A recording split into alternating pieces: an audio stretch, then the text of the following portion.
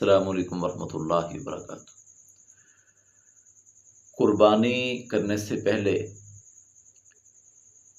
قرآن مجید کی اس آیت مبارکہ کو اپنے ذہن میں رکھیں۔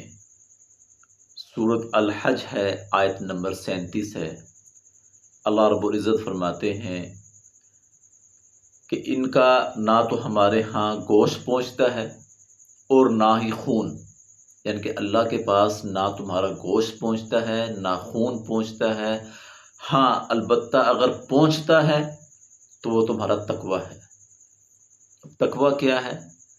اللہ کی رضا کے لیے نیت خالص ہو، اللہ کا ڈر ہو، حرام کی کمائی نہ ہو، حلال کی کمائی سے قربانی کا جانور لیا جائے، چھوٹا ہی لے لیا جائے لیکن اس میں اللہ کی رضا ہو، تو پھر وہ عمل تمہارا قبول ہے۔ لیکن اگر حرام کی کمائی سے تم ایک نہیں 100 قربانیاں بھی کر دو تو اللہ کے ہاں اس کی کوئی قبولیت نہیں۔ وہ ایک بھائی چند دن پہلے پکڑے گئے ہیں کہ انہوں نے کوئی ٹھیکہ منظور کروانا تھا، تو وہ ٹھیکیدار سے کہا کہ جی مجھے 4 لاکھ روپیہ دو، میرے گھر والے کہہ رہے ہیں ہم نے اس دفعہ نا اونٹ کی قربانی کرنی ہے، تو وہ محکمے والوں نے آ کے پکڑ لیا اس کو۔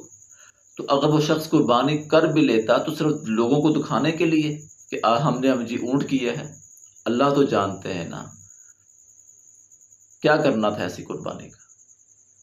پھر جو لوگ قربانی کرتے ہیں دکھ ہوتا ہے کہ مثال کے طور پر 2 لاکھ کا جانور لیا، لوگوں کو بتا رہے ہیں کہ جی 2.5 لاکھ کا ہے، 3 لاکھ کا، پھر اس کو بلا وجہ جو ہے نا وہ گھمایا جا رہا ہے دکھانے کے لیے، پھر اس کی پکچریں اتاری جا رہی ہیں، پھر جب قربانی کی جاتی ہے تو پھر اس کی ویڈیو بنائی جاتی ہے۔ بھائی میرے یہ سارے کام جائز نہیں ہیں۔ اس لیے اللہ کے نبی صلی اللہ علیہ وسلم کی حدیث ہے صحیح بخاری اور مسلم کے اندر، انما الاعمال بالنیات، اللہ تمہاری نیتوں کو جانتا ہے اور تمہاری نیکی کا دار و مدار جو ہے تمہاری نیت کے اوپر ہے۔ یہ نمائش کر کے آپ کیا کریں گے؟ کس کو دکھائیں گے؟ کس سے آپ نے اجر لینا ہے؟ اگر اللہ سے اجر لینا ہے تو سب سے پہلے اپنے اندر اللہ کا ڈر پیدا کریں، اللہ کی رضا کو لے کر آئیں، اپنی نیت کو خالص کریں، اپنی کمائی کو حلال کریں، پھر جا کر قربانی کریں۔ یہ قربانی ہوگی قبول۔